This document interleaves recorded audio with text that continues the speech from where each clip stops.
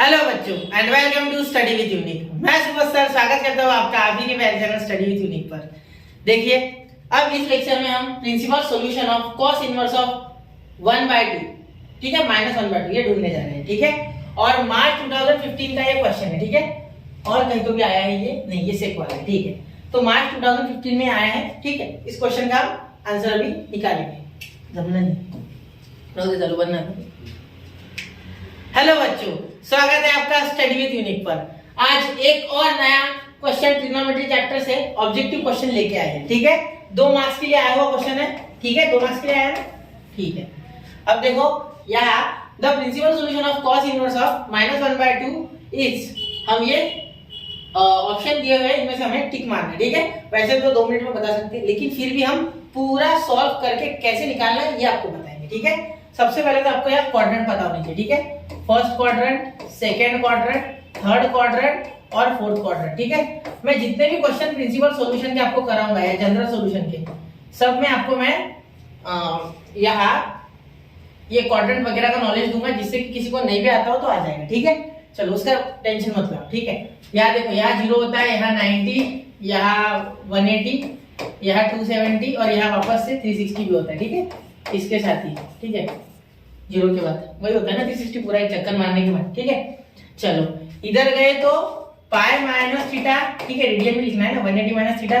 इधर जाओगे तो पाई प्लस थीटा, इधर आओगे तो 2 पाई माइनस थीटा। ठीक है अब इधर से नहीं जाती उधर, जनरली इधर से इधर ही आती। ठीक है अब यहाँ होता है आफ्टर स्कूल टू कॉलेज या आप बोल सकते हो एड शुगर टू कॉफी, ऐसा भी होता है। वो हर टीचर आपको अलग ट्रिक बताएगा। ठीक है अलग अलग नाम से आफ्टर स्कूल टू कॉलेज, किसी और ने कुछ और बनाया होगी तो वो उस तरीके से बताएगा। ठीक है आफ्टर स्कूल टू कॉलेज। ठीक है बेटा चलिए तो अब यहाँ आपको समझ रहा है कि cos जो है, ठीक है cos इनवर्स -1/2 तो आपको cos की वैल्यू निगेटिव मिलने वाली है, ये तो आपको पता है।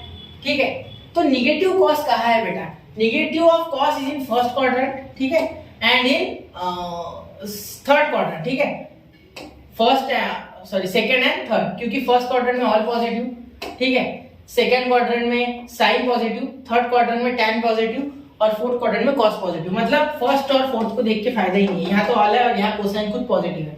ठीक है तो यहाँ अगर आप ध्यान से देखोगे बेटा ठीक है तो आपको ये मिलेगा कि सेकंड और थर्ड में जो cos है वो निगेटिव है। ठीक है हाँ अब आप बोलोगे सर यहाँ tan पॉजिटिव है, तो tan की वैल्यू जो है बेटा वो actually sin theta upon cos theta होता है। तो जिस कारण से दोनों अगर निगेटिव हो गए तो निगेटिव निगेटिव कैंसिल हो गए और ये पॉजिटिव बन गया। ठीक है एक्चुअली इस थर्ड क्वाड्रेंट में साइन और cos दोनों निगेटिव होते हैं। ठीक है चलो वो मैंने वैसे ही बता दिया एडिशनल इंफॉर्मेशन, क्वेश्चन से कोई रिलेशन नहीं उसका।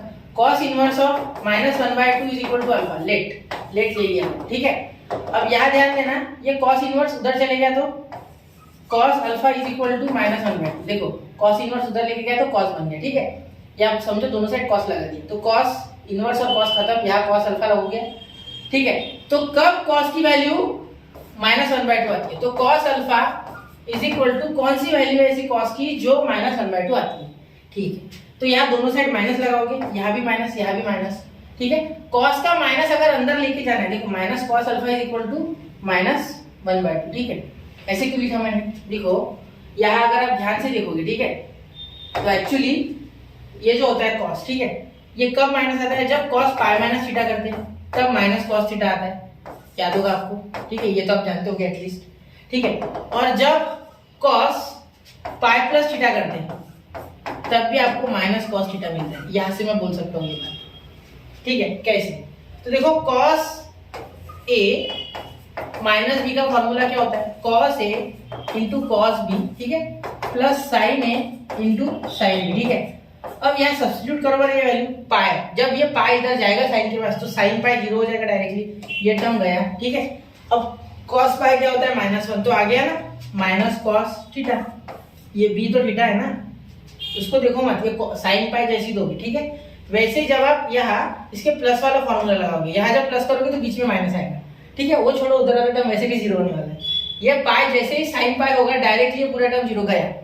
ठीक है ये माइनस गया, इसका भी कोई लेना देना नहीं। cos पाई क्या होता है -1 और ये cos थीटा तो -cos थीटा यहाँ भी आता है। ठीक है दोनों में -cos थीटा होता है।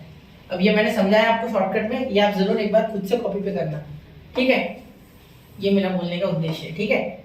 चलिए, तो ये बहुत ही इंपॉर्टेंट चीज है, ये आपको आना चाहिए, ठीक है। एलाइड एंगल का फॉर्मूला ये एलाइड एंगल, कौन से एलाइड, ठीक है। ओके, चलो आ गया, ठीक है।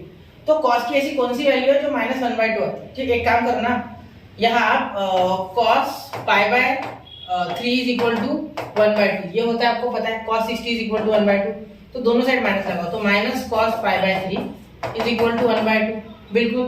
तो यहाँ माइनस अगर अंदर चले गया तो यहाँ हो जाएगा cos pi minus pi by 3, क्योंकि हम जानते हैं कि यहाँ cos pi minus theta is equal to minus cos theta, तो ये वैल्यू माइनस में है हमारी, ठीक है। तो ये माइनस अगर अंदर चले गया, ठीक है, यहाँ भी माइनस लगाना था, सॉरी, दोनों साइड माइनस लगाना है। तो ये माइनस अगर अंदर जाता है तो इस तरीके से लिखना होगा, क्योंकि ये फॉर्मूला हमें बता रहा है, ठीक है। तो यहाँ -1/2, और इसे जब सॉल्व करोगे तो आपको मिलेगा cos, ये देखो 3 × pi 3 pi minus pi 2 pi by 3 is equal to -1/2। तो देखो ये वैल्यू और ये वैल्यू इक्वल हो गई, तो ये इक्वेट हो गया, तो इसका मतलब cos भी सेम है, तो अल्फा क्या हो गया आपका 2 पाई बाय 3, तो 2 pi by 3 answer option C आपका करेक्ट है, ठीक है, क्योंकि 2 पाई बाय 3 आपका आंसर है, ठीक है। इसे सॉल्व नहीं करना था, अगर करना भी होता तो हम लास्ट में लिखते alpha is equal to 2 pi by 3। तो ये सिंगल ही आंसर हुआ, ठीक है। दो आंसर निकलते हैं प्रिंसिपल सॉल्यूशन में, दूसरा निकालते, चलो यहाँ निकालता मैं, ठीक है। अब ये फॉर्मूला लगाएंगे पाई प्लस थीटा, तो यहाँ डायरेक्ट कर रहा हूँ मैं, पाई प्लस थीटा कितना है यहाँ पाई बाय 3, तो इसे करो तो 3 × पाई 3 पाई प्लस पाई, और यहाँ क्रॉस मल्टीप्लाई कुछ नहीं तो 1 3/3, तो 4 पाई बाय 3 आपका दूसरा सॉल्यूशन है, ठीक है, जो कि इधर आएगा इस क्वाड्रेंट में, ठीक है। तो ये दो सॉल्यूशंस आते हैं आपके एक्चुअली, तो दोनों को एक बार ध्यान से देखना, क्वेश्चन ध्यान से देखना, बेसिक से समझना बेटा, ऐसे ऊपर मत समझना, ठीक है। नोट कीजिए 1 2 एंड 3, ठीक है। अब मैं आपको एक क्वेश्चन दे रहा हूँ, ये खुद से करके देखना, ये आपके लिए होमवर्क है, ठीक है, क्योंकि ये भी cos ही, अब sec है ना बेटा, sec इज इक्वल टू 2√3 है ना, तो sec को क्या लिखोगे, sec x is equal to 1/cos x, ठीक है।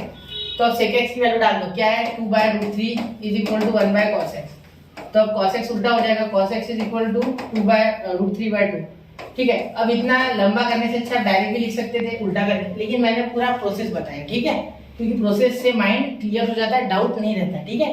तो cos x is equal to √3/2, ये इसके लिए आप सॉल्व करके मुझे कमेंट करो कि कौन सा इसमें से ऑप्शन करेक्ट है, ठीक है। और ऐसे ही लेक्चर्स के लिए स्टडी ट्यूनिंग के साथ बने रहे। जय हिंद, जय भारत।